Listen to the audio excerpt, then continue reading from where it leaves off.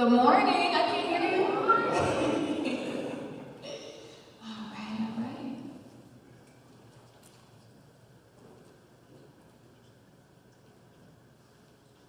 right. It is such an honor to be in a room with so much excellence. It really is.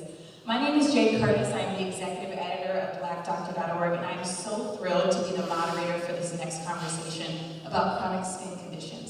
Because this is so much more than just a conversation about what's visible on the surface.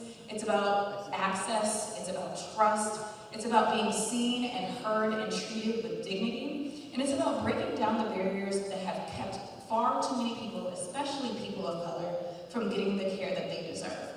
UCB has made a powerful commitment to inclusion, and today's panel is a shining example of that. What's most impressive about these experts and leaders in dermatology, advocacy, and access, they aren't just aligned in purpose, they're also all on the same team, right, ladies? Absolutely.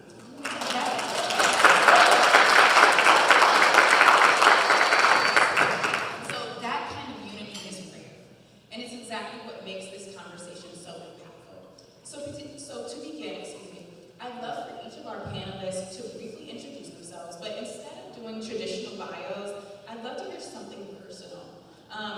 What brought you to this work? What was that moment or that story or that experience that made you passionate about helping people manage and live well with chronic conditions? And so I want to start with Ms. Rhonda. And I actually want to call out one thing. I know Derek just mentioned it, but she's actually one of our 2016 top Blacks in Healthcare honorees.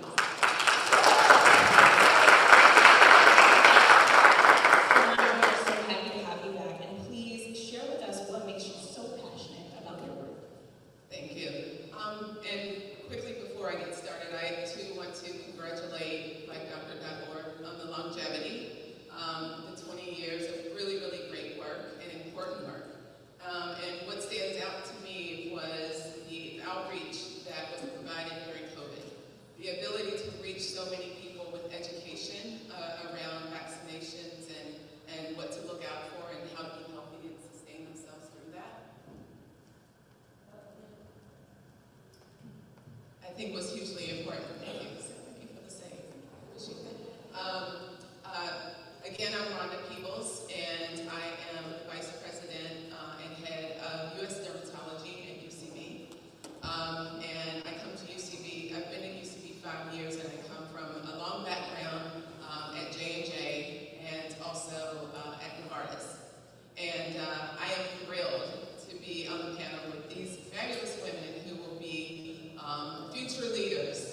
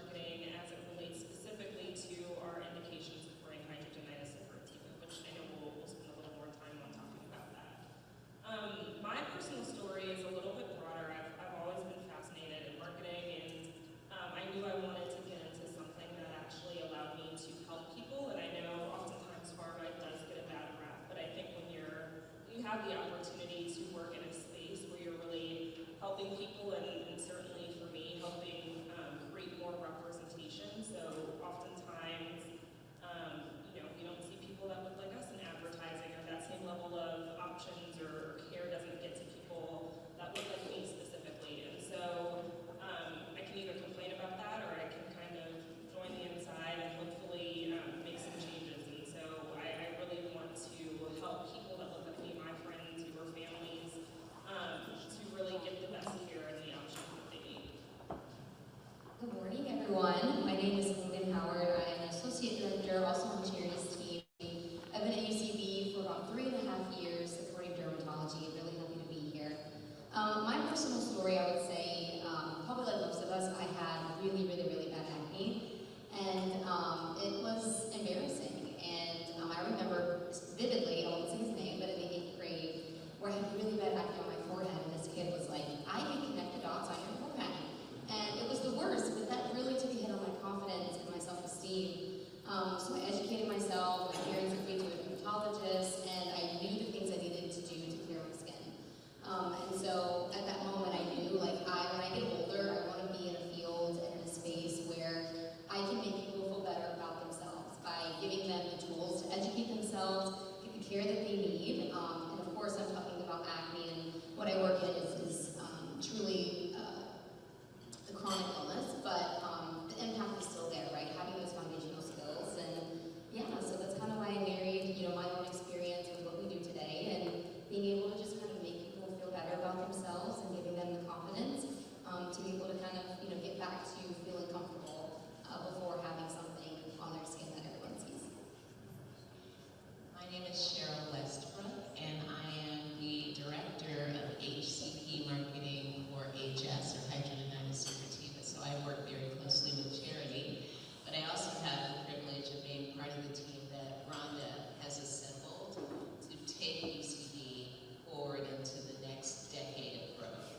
It's a privilege, it's an honor, and it gives me an opportunity to make a contribution towards those individuals who are living with chronic diseases. And so my story, having been in this pharma life for over 30 years, I started when I was 10, pharma prodigy. My story is more about what keeps me in this life and wanting to work to help individuals who are living with diseases like HS, which isn't rare by the numbers. There are a lot of individuals walking around with the burden of this disease. However, it has a lot of the characteristics of rare. 7 to 10 years to diagnosis. Then when they finally realize what they have, that burden of not having approved treatments for their illness. And so in my way, I want to do what I can to change that dynamic. So that's my motivation, that's my connection. Hello, I'm Tiffany Crawford. I am the head of U.S. Marketing and Dermatology. I report into Ms. Rhonda Peebles. I have been with UCB for 5 years, and I have a very personal story as to why I love skin and why I want to focus on skin conditions. My son, Austin, these ladies know Austin very well. Shortly after birth, he was diagnosed with a rare skin condition, EB, epidermolysis bullosa. And what this is that it's a protein that's missing from the skin that prevents the skin from remaining intact. And the journey to his diagnosis, which the appropriate diagnosis came 18 months after he was born, was rather bumpy. But I'm relentless. I think that you can see that. I did not take, he has eczema, or he has impetigo. Well, I'm sorry, his skin is missing from his feet. I think it's something different. To continue to push to get the right diagnosis and the right specialist. So fast forward to 12 years now. Austin's 12 years old. He's a thriving little individual, star competitive soccer player, a straight-A student, and he keeps me on my toes often. I often ask myself, because I was in the medical space, I knew the right questions to ask. I was well connected to push to say that no, we're not going to wait 9 months to his next appointment. many individuals do not have that access. And so what pushed me, what keeps me getting up every morning is that I truly believe that if you have skin, and especially those individuals with various skin tones, you deserve to have the best access to care. Especially since your skin is the first thing that everyone sees when you walk into a room. So that's my story. Thank you ladies so much for sharing that. I mean, whether it's your own personal story or inspired by family, we can feel the passion from all of you, so thank you so much. So let's go ahead and dive right in. Ms. Rhonda, can you please help us understand the lens of every shade of care? How can we best help people care for their skin, and can specific skin conditions impact people differently? Thank you for the question. I first want to start by saying at UCB, there's a motto that every time you Google UCB, you'll see right next to the company name. And that is inspired by patients, driven by science. And I can tell you that as an organization, we truly do live to that. Patients are always at the forefront of our minds and the decision-making process at the company. I think that one thing that I encourage everybody to get a further understanding on is in the field of dermatology. We can talk about skin and making people feel better. Oftentimes when you mention dermatology, people think about cosmetics. They think about cosmetic dermatology, right? The field that our diseases roll up to is medical dermatology. And there is a difference. Many of us, whether it's for ourselves, a family member, a child, the first dermatologist that you go to is likely going to be the cosmetic dermatologist, right? Because there's more of them. And so think Botox, think, fillers, all of those things. And that's fine. A lot of those physicians are also educated in medical dermatology, but there's a lot of them that don't, right? Their business or their practices may be built on Botox and all of those things that are out of pocket for patients, where in medical dermatology is where you want to go if you believe that something is eczema, or if it's psoriasis, or if it's hidradenitis suppurativa. And I know you can't watch television these days without seeing an eczema commercial and a psoriasis commercial, so those may be top of mind for you. But I want to pause for a minute and talk about hidradenitis suppurativa. It's probably something you haven't heard about. It disproportionately affects people of color. And I know that there's many of us who, in our childhood, probably played with a friend who seemed to always had a boil under their arm. And as you're speaking to them and you're asking questions about it, they may say, oh, it's nothing. My mother has it, my grandmother had it. I need to go home and soak in a tub of Epsom salt. That is not just boils. That actually is a chronic condition that has to do with the inflammatory processes in our bodies. And just recently, there's more and more research around that, more and more information that's been published, and we know so much more about it. As Cheryl mentioned, it's not rare. It is truly not rare. What is rare is the diagnosis, right? Those boils may become so painful that people land in the emergency room looking for relief. And emergency room physicians are not as educated around it. So what are they going to do? They're going to lance, they're going to pack, they're going to send you home. And guess what? You'll probably be there again in a few months. And there's no need to, right? There's solutions finally out here. So I think it's important that everything starts with education, and we certainly at UCB will do our part as we gain more and more patient insights to make sure that we're putting that back out into the community in the form of education.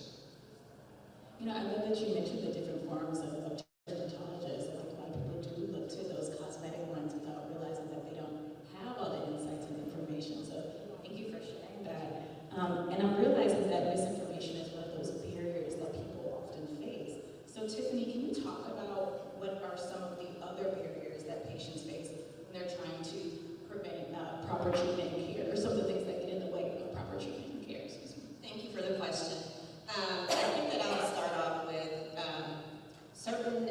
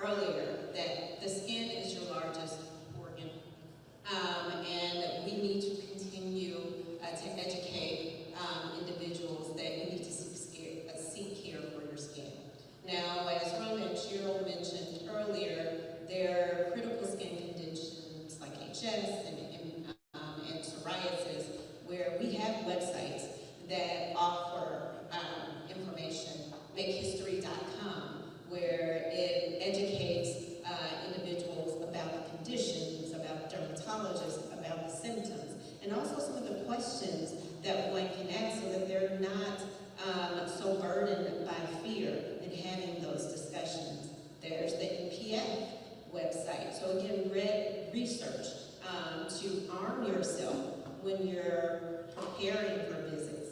The other thing that I would say, and Cheryl and I have this conversation, or we have this conversation often, is that we have to have the discussion amongst one another. As Rhonda mentioned earlier, we need to be okay with saying, hey, I have a spot. Do you know anyone that has had something very similar? The other thing that we have to be comfortable with and empower individuals is not be afraid to push back. I always say that just because an individual has a white coat does not mean that that individual is right. And because of that, challenging and asking questions to get to a proper diagnosis. And lastly, advocating for one another. I think that is key in how we can push forward to ensuring that patients, individuals of all skin colors, get the proper care. Absolutely. And so as we're pushing for these proper diagnoses and having these important conversations, Cheryl, can you tell us what we can do to see improvements in earlier detection and accurate diagnoses? Sure. So in addition to some of the things that Tiffany was mentioning, increasing education and improving awareness about how these chronic skin conditions can appear across the spectrum of skin tones, we also need to empower patients. And when I say patients, I mean our mothers, our fathers, sisters, brothers, extended family members. Empower them to take early action. And what does that look like? That means that instead of what we usually do, waiting until the symptoms that we feel are so intense that they are beyond our control, at the first sign of those symptoms, start seeking care. Start asking questions of healthcare providers. And if the answers don't seem right, as Tiffany mentioned, advocate for yourself. Ask more questions. Seek answers from other healthcare providers. But what we really need to make sure that individuals are doing is leaning into the opportunity to compress the time to diagnosis. So earlier activation gives an opportunity for earlier diagnosis. And as individuals show up and seek care, they're going to find that, as Rhonda mentioned, there are a number of treatment advances that will improve the outcomes of their diseases, such as eczema, HS, which we mentioned, and in psoriasis, where treatments have gone from producing outcomes of 50% skin clearance to 100% clear skin. So showing up, advocating for yourself early. Earlier action results in earlier diagnosis, which eventuates in earlier treatment, better results in inhibition of disease. Thank you. You mentioned the importance of advocating for yourself, asking questions. And at blackdoctor.org, that's what we're all about. We're about empowering the patient. All of our content is how to do it. You can do it content. So we teach our audience how to advocate for themselves, how to have those proper conversations, and to be an active participant within their health. So I think that's super important to start having more of those conversations with your doctor and amongst the people around you. Absolutely. And so as we're talking about, some of the ways that we have guided our audience and educated our audience, I want to talk about some of the leaders, who they are partnering with, and how they are thinking differently to disrupt the system and improve access for all. Cheryl, can you tackle that question? Thank you for that question. I think that's important. And specifically what you said just before this, blackdoctor.org is a great resource, obviously someone who we see as a critical partner to ours when it comes to reaching different audiences. But I think what's also important and can often be missed is what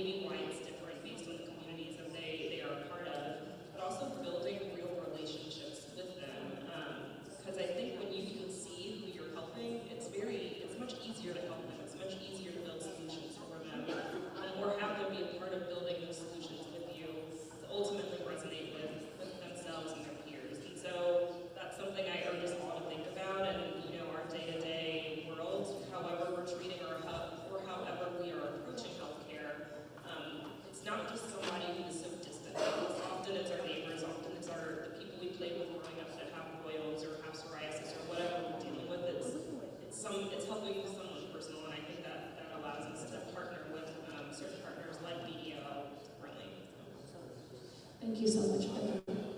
Logan, I want to ask you this next question. So what are some of the signs or trends that show that we're making progress in working together toward a common goal for an important cause, such as this one? Yeah, I think when you see like kind of the evolution of how we've been able to come, I mean, when we talk about HS, we heard one of the patients that we work with saying that what HS is what psoriasis was 10 years ago, so I think it's exciting to see what is to come. If I had to put it into, I don't know if I would say trends, but I think one of the most important things is talking about family history. Is that something that we think is, it sounds like it might be something new, but it's really not. We talked about oils, and these are things that people have talked about probably for generations. We just never put a name on it. So I would say that would be one of the more important things. And then secondly, forming those relationships with patients. We know that it's important, everything we do is built on the inside of the patients, but what about putting a name to the face and really forming those relationships? I think that's one of the things we're so proud of, is because when you talk to someone with HS, the last word probably on their list is trust, right? They have distrust with, they've seen several dermatologists, they've been misdiagnosed, they've been unheard for years, for decades, for a lot of their life. And so for us, we've been able to, we wanted to be intentional about forming those relationships with these patients. And it's great when you talk about the metrics and the success of the campaign and all the things, but I think what we're most proud of is that when patients that we've worked with, when they talk about us, they talk about UCB, they say you're doing it differently. Like you're setting the standard, and this is what all companies should be doing.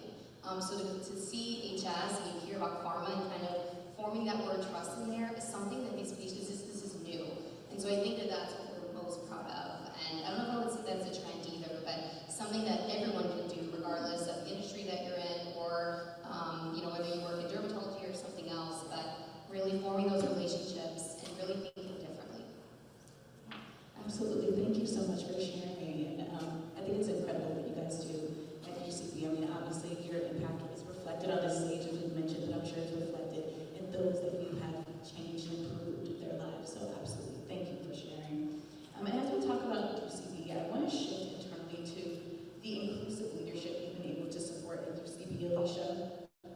How has that experience, especially working with a team as passionate as these ladies on the stage, how has that experience,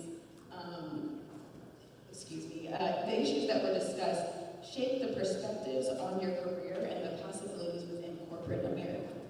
I would say that supporting these leaders up here has been a wonderful experience. It's really reshaped the way that I see career growth and corporate America.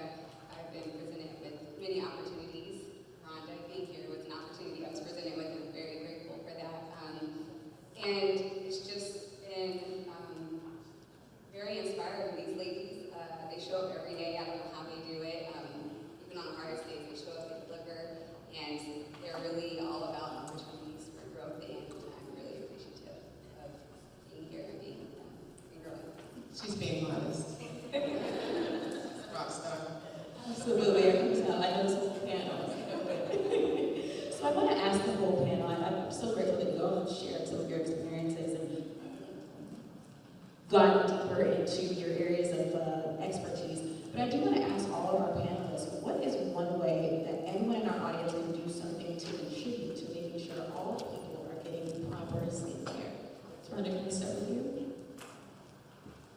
I would say just what we said before, it's education. I think all of us have a responsibility to be educated.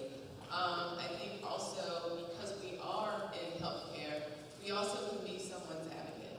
We can be an advocate for someone every day. It can be a family member, it can be a neighbor. We are used to the healthcare landscape. We can Google something and understand the language, and I think that as we reach out to those around us, don't be afraid to say, I know it's people's personal business what they're going through, but asking how can I help, and doing some of the legwork for them. The generation prior to myself was the generation of going to a physician's office and taking the physician's word as gospel. And we are probably on the cusp or the front end, the tip of the spear, for the generation that doesn't settle for that. And so I think we have an opportunity to be there for others. I think it kind of goes back to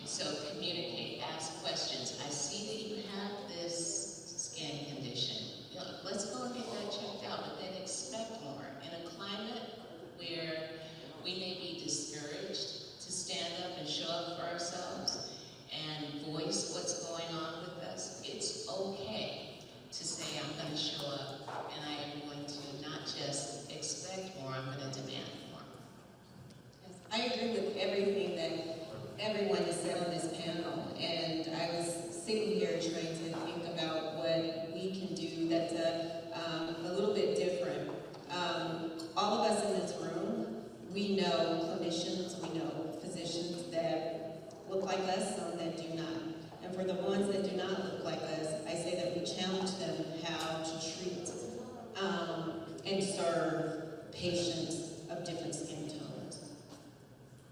Absolutely, and I second everything that you all said. I mean, I tried to get my points out, but you guys took them all, so you guys got it covered. And so while we've spoken directly to the patient with that one, I also want to ask you, how can the physician community make our patients feel more comfortable talking about things that are uncomfortable? And so I'm going to start at that end this time.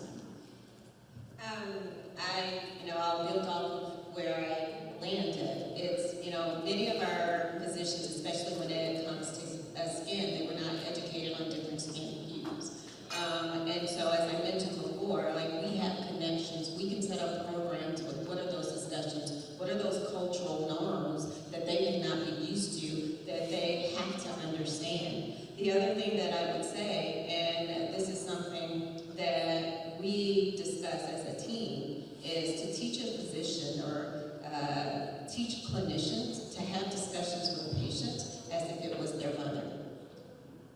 Let's not use the Latin terms. Let's break it down so that patients can understand what you're saying and help them to advocate and make the right decisions for themselves.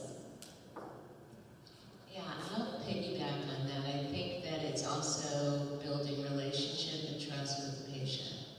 Many times, once an individual shows up for care, it can be very intimidating. They may have been dismissed before, and so the last thing they're feeling is trust, right? Especially given some of the history of certain populations and groups on the healthcare landscape. So getting to know your patient, I think there was an example shared before where a clinician went to a patient's church, ended up going to the cookout, started to understand and know more about that patient's world, build trust, because then you can recommend certain care and the individual or the patient will be more receptive. Yeah, I would say, I totally agree. I would say, I know we talked about listening, and it sounds simple, but it's so important. We talk about HS, and this is in areas that are, underneath the arm, but in the groin, very sensitive areas that you don't want to talk about. And I know you mentioned this too, when a patient comes in, I have talked about this my whole life. I am at wit's end, and there's nothing else that I can do. And sometimes these patients just need, I just need a dermatologist that will listen to me, because I have been dismissed time after time again, and they might be the 10th doctor that they've seen. So listening goes a really long way in hopes of kind of switching this very uncomfortable and sensitive topic and area into something that's a little bit more comfortable so they feel more normalized. In addition to everything these ladies said, I would say don't be afraid to not be the expert. And I think that's something that in every career path or in every industry you'll learn, and it's humbling, but I think it's entities and engagements like this where you can meet other people that are experts in things that maybe you're not, and maybe it is referring your patient to maybe someone else because you can't do anything else, and that's okay, or you've done all the things that you know to do, but you've built relationships, which I also think speaks to your ability to treat broadly, right? And so being able to say, I don't know any more than I do right now, and I need to potentially point in another direction, and I think patients as well should also be okay saying, this isn't the right fit, let me go somewhere else, or let me find the right fit, and so that has to happen on both sides. I would just echo what was already said about building trust and listening to the patients, and also having empathy, because I can imagine it's really hard to go in there and be vulnerable. So I would just say that those three things, I think, are some things that physicians could work on with their patients. I think